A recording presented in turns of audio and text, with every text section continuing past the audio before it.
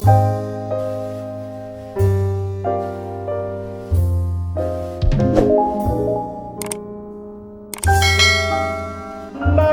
में ताराचंद है, अपने जीवन के अंदर इतिहास के सुनहले पृष्ठ को सृजन करने के लिए तैयार हो जाता है। मुनि बेली राम जी के पावन सानिध्य में घर जाने का त्याग करके और वो कहीं पर अपना आसन है ये जमा कर बैठ जाता है। अपना सारा समय है वह समय ज्ञान में, ध्यान में और जाप में लगाना प्रारंभ कर देता है। और इधर परिवार में खुशियों का वातावरण है ये बनता जा रहा था। डोंगर के ससुराल वाले आज डोंगर की सगाई करने के लिए चलकर और उनके घर पर आने वाले थे।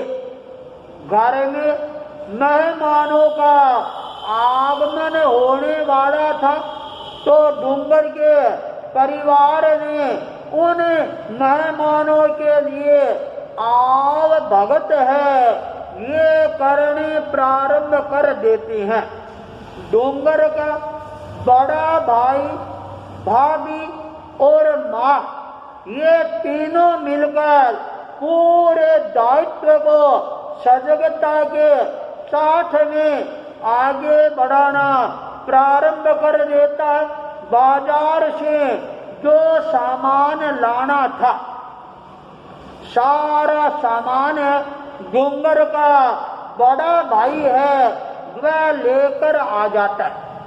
डोंगर की भाभी और डोंगर की माँ घर के अंदर उस सामान को काट कर, पीट कर, छील कर और सामग्रियां हैं वो बनानी प्रारंभ कर देती है।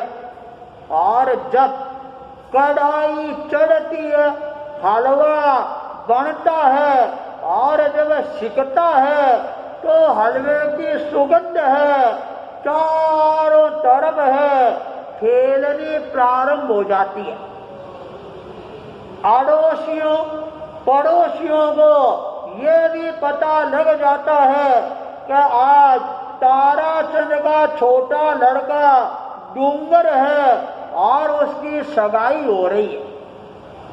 अड़ोसियों पड़ोसियों के मन में भी एक खुशी की लहर है वह दौड़नी प्रारंभ हो जाती है।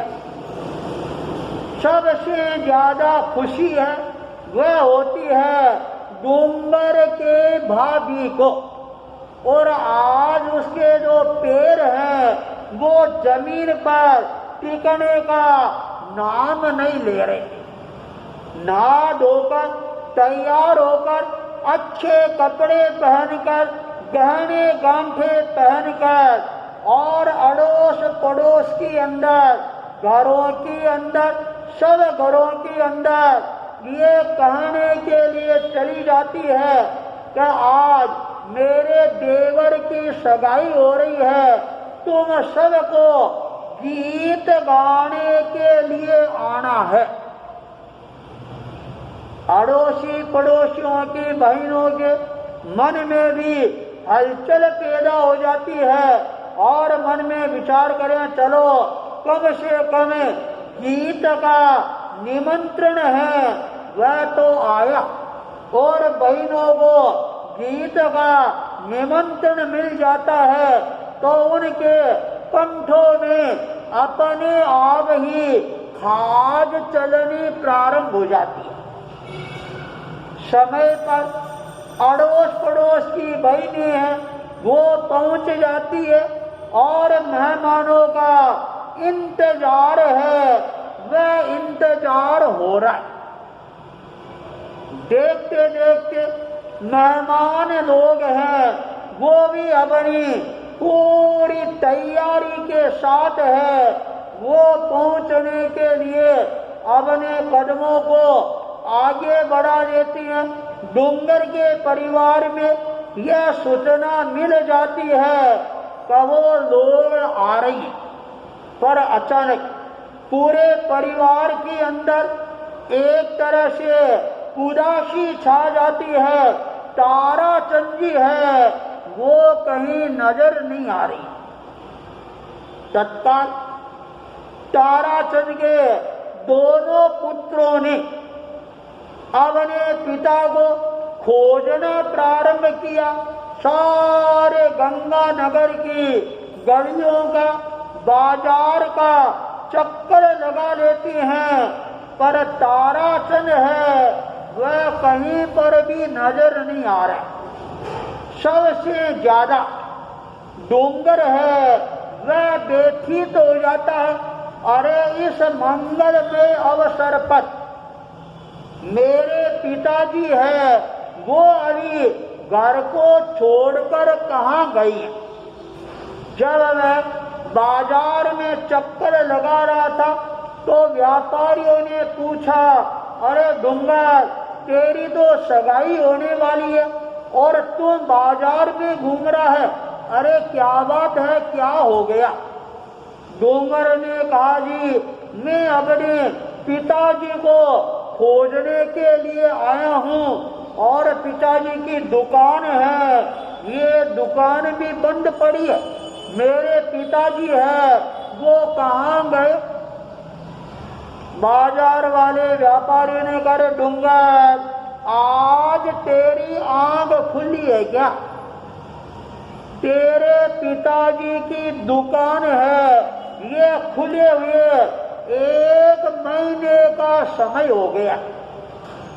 यह सुनकर डूंगर है एकदम चौंक जाता है और कदर 1 महीना हो गया क्या?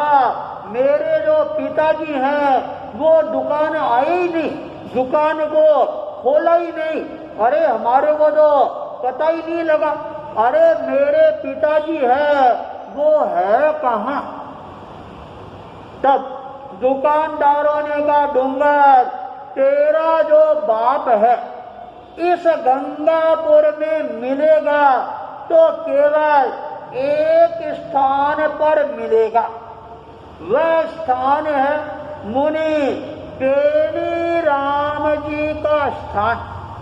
वहां जा और जरूर तेरे को अपने पिताजी है वो वहां पर बैठे हुए मिलेंगे।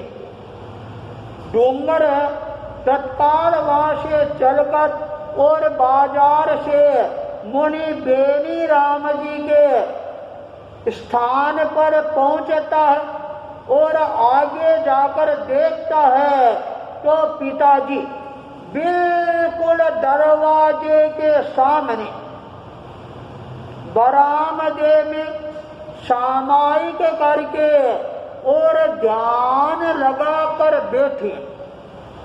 पिताजी की इस अवस्था को देखकर डूंगर है वह चमक जाता, पर क्या बात है, पिताजी इस समय सामायिक कर रही हैं, ध्यान कर रही हैं, अरे इस समय तो इनको घर पर रहना चाहिए, मेहमान आ रही हैं। डूंगर अपने पिताजी के पास में आकर खड़ा हो जाता है, देख रहा है पिताजी है ध्यान में इतनी ज्यादा तल्लीन बनते जा रही हैं, वो आंख खोलने का भी नाम नहीं ले रहा। 5 मिनट वो इंतजार करता है, जब कोई परिणाम सामने नहीं आता है तब डूंगर ने आवाज दी, अरे आप क्या कर रही हैं? मैं आपको लेने के लिए आया। अपने बेटे की आवाज को सुनकर और ताराचंद ने अपने ध्यान को थोड़ा सा विराम दिया, आंख को खोला और सामने देखा तो सामने डूंगर है वह खड़ा था और एकदम यो बाण ठन कर गेने गांठों के साथ में। ताराचंद ने कहा, क्या बात है? डोंगर ने कहा, पिताजी आपको पता नहीं है क्या, आज घर के अंदर मेहमान हैं, वो आने वाले थे और आ गए होंगे, और आप यहाँ सामायिक कर रही हैं, ये क्या बात है? तब ताराचंद ने कहा, डूंगर तेरी इच्छा हो तो तुम भी मेरे पास में बैठ जा। डूंगर है, ये भी पास में बैठ जाता है और मुनि बेनी राम जी बाप और बेटे की जोड़ी को देखते जा रही हैं, मुस्कुराते जा रही हैं, हंसते जा रही हैं और अपने साथी संतों को अपने पास में बुलाती हैं, बैठाती हैं और कहते हैं, देखो संतों, बाप और बेटे की दुनिया में जोड़ी हो तो ताराचंद और डूंगर जैसी होनी चाहिए। सारे संत आश्चर्य के साथ बाप और बेटे की जोड़ी को देख रही है। डूंगर ने कहा, पिताजी आप ये क्या कर रही हैं? तब ताराचंद ने कहा, बेटा मैं सामायिक कर रहा हूँ, स्वाध्याय कर रहा हूँ, ध्यान कर रहा हूँ, तत्व ज्ञान है यह सीख रहा हूँ। डूंगर ने कहा, पिताजी ये सामायिक करने का समय है क्या? अरे घर पर तो आपका इंतजार हो रहा है और आप यहाँ सामायिक करने के लिए बैठ गए। तब ताराचंद ने अपनी संकल्प शक्ति को जागृत करते हुए कहा, अरे डूंगर मैंने तो घर पर पैर रखने का ही त्याग कर दिया है। यह बात सुनकर डूंगर है वह एकदम चौंक जाता है। डूंगर ने कहा, पिताजी ऐसी क्या बात होगी? क्या माँ के साथ में आपका कोई झगड़ा हुआ है क्या? या बड़े भाई के साथ में कुछ कहा सुनी हुई है क्या? या मेरी भाभी ने आपका कोई कहना नहीं माना क्या, जो आप घर में जाने का त्याग करके और यहाँ पर बैठ गई हैं? मेहमान घर में आए हुए हैं, अरे वो क्या समझेंगे? तेरे बाप को लड़ झगड़ कर और इन्होंने घर से बाहर निकाल दिया। इसलिए मैं आपको निवेदन कर रहा हूँ, आप एक बार इस ज्ञान को, ध्यान को, तत्व ज्ञान को, सामायिक को तिलांजलि देकर और आप मेरे साथ में घर पर पधारी। बेटा डूंगर है वह गिड़गिड़ाने लग जाता है, अपनी जो पगड़ी है वह उतार कर और अपने बाप के चरणों में रख देता है। कह रहा, पिताजी इस पगड़ी की लाज रखना है, ये अब आपके हाथ में। पिता ने कहा, बेटा एक पगड़ी रख, चाहे 100 पगड़ियां रख, मैंने तो घर में जाने का त्याग कर दिया है, तो वो मैंने कर ही दिया है।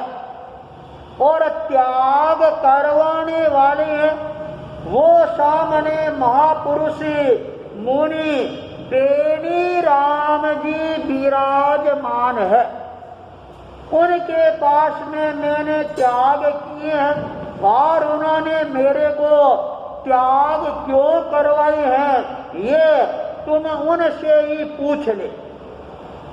बालक डूंगर तत्काल उठकर मुनि बेनी राम जी के चरणों में पहुंचता है और निवेदन करता है, मुनि प्रहलाद, क्या बात है, आपने मेरे पिताजी को घर जाने का त्याग है, वह त्याग क्यों करवाया? मुनि बेनी राम जी ने कहा, जब तेरे पिताजी ने त्याग किए तो मैंने त्याग करवा दी।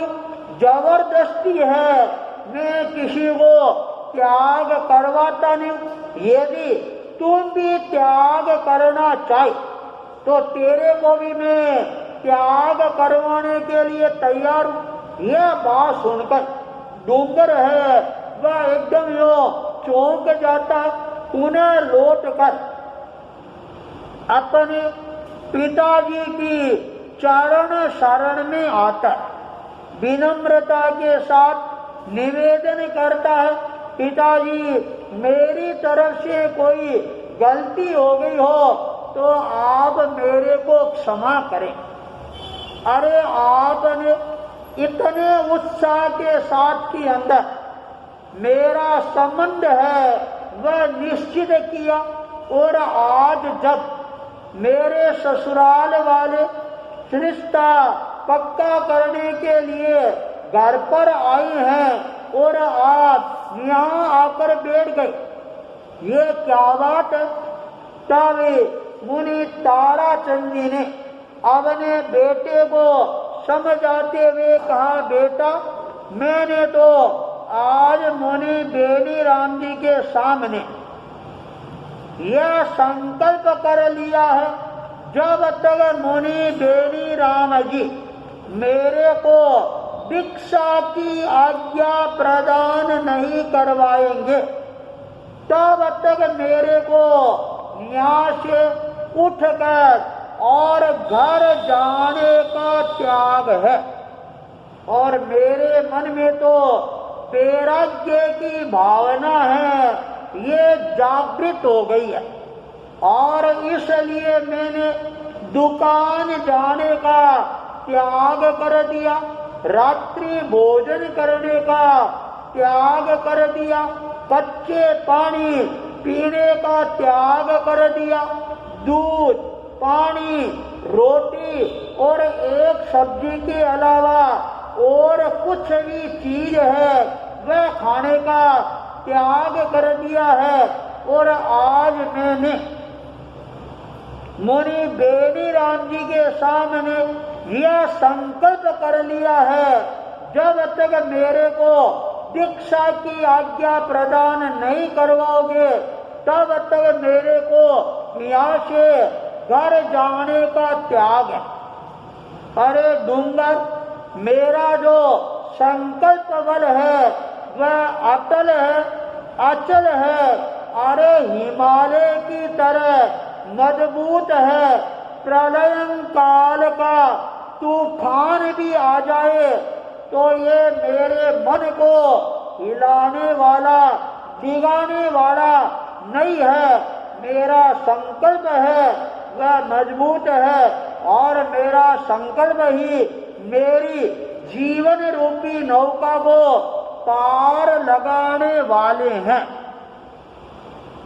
मैंने अपने मन में संकल्प है ये पक्का कर दिया है, और यदि तू मेरा बेटा है और मेरे से सहयोग लेना चाहता है तो मैं भी तेरे को यही प्रेरणा दे रहा हूं। अरे डूंगर, तुम भी अभी मुनि बेनी राम जी के पास में जाकर और घर जाने का त्याग कर दे, रात्रि भोजन का त्याग कर दे, दुकान जाने का खोलने का त्याग कर दे, कच्चे पानी का त्याग कर दे, दूध, पानी, रोटी और एक सब्जी के अलावा सारी चीजों का त्याग कर देगा, तब मैं मानूंगा ये डूंगर है, ये मेरा असली बेटा है। यह बात सुनकर वह 11 वर्षीय बालक डूंगर है अपने आप ही सोचने को मजबूर बन जाता है। भीतर की अंदर एक चिंगारी है, वह उछल कर बाहर आती है। धीरे धीरे वह चिंगारी डूंगर के पूरे शरीर को प्रकाशमय बनाना प्रारंभ कर देती है। उस प्रकाश के आलोक में मुनि डूंगर है अपने चेहरे का अवलोकन करना प्रारंभ कर देता है। मन में विचार आता है, अरे डूंगर, आज तेरी सगाई हो रही है और तेरा बाप सारे उपलब्ध भोगों को त्याग कर और दीक्षा के लिए आगे बढ़ रहा है और तू पाद का मार्ग, संसार का मार्ग है, बढ़ाने की तैयारी कर रहा है। धिक्कार है तेरे को। और डूंगर के मन में भी वैराग्य के अंकुर का जागरण होना प्रारंभ हो जाता है। जब वो वैराग्य का अंकुर जागृत होता है, डूंगर मुनि बेदी राम जी के चरणों में पहुंचता है और निवेदन करे, मुनि प्रवर, आपने मेरे पिताजी पर क्या जादू कर दिया? कौन सी घुड़की डाली है जो पिताजी ने घर जाने का त्याग कर दिया? मुनि बेदी राम जी ने मुस्कुराते हुए कहा, यदि मेरे पास में जादू होता और घुड़की डालने के लिए होती तो क्या इस गंगापुर के सारे लोगों को मैं घुड़की डालकर और दीक्षा के लिए तैयार नहीं कर देता? यह बात सुनकर बालक डूंगर है मुस्कुराने लग जाता है, हंसने लग जाता है और अपने मस्तक को मुनि बेनी राम जी के चरणों में रख देता है। मुनि बेनी राम जी का वरद हस्त है डूंगर के मस्तक पर आता है और डूंगर के पूरे शरीर के अंदर एक प्रकंपन है, वह होना प्रारंभ हो जाता है। डूंगर मन में विचार कर रहा है, अरे ये पावन गंगा घर बैठे जब आ गई है तो अरे डूंगर, तुम भी इस गंगा के अंदर डुबकी लगाकर अपने आप को पावन और पवित्र है ये बनाने के लिए तैयार कर ले। भीतर से अपने आप ही एक आवाज है, वह गुंजायमान होने प्रारंभ हो जाती है। ताराचंद की सामायिक है वह पूरी हो जाती है और वो भी मुनि बेनी राम जी के पास में आकर सेवा में बैठ जाता है और अपने बेटे डूंगर को कह रहा है, अरे डूंगर, देख क्या रहा है? मुनि बेनी राम जी जैसे महापुरुषों का योग है, फिर तेरे को मिलेगा क्या? इस योग का उपयोग है, तू अपने जीवन में उठाना चाहे तो उठा सकता है और इसका उपयोग उठाकर तू आत्मा से परमात्मा बन सकता है, अरे जीव से शिव बन सकता है, जन से जागृति करके और अपने आप को आगे बढ़ाने के लिए जिनेश्वर है वह भी तो तू बन सकता है। तेरे भीतर में सारी शक्तियां हैं, ये विद्यमान है, केवल तू अपनी शक्ति को जागृत करने का प्रयास कर। बाप का ये उपदेश बेटे को और ज्यादा जागृत करने वाला बन जाता है और डूंगर अपने मन में यह सोचना प्रारंभ कर देता है, जब मेरा बाप है वह दीक्षा लेने के लिए तैयार है। तो डूंगर, तू इस संसार के जमेले में फंस कर क्या करेगा? अरे जान बूझ कर ये जो गड़ फांसी है वह अपने गले में तू क्यों ले रहा है?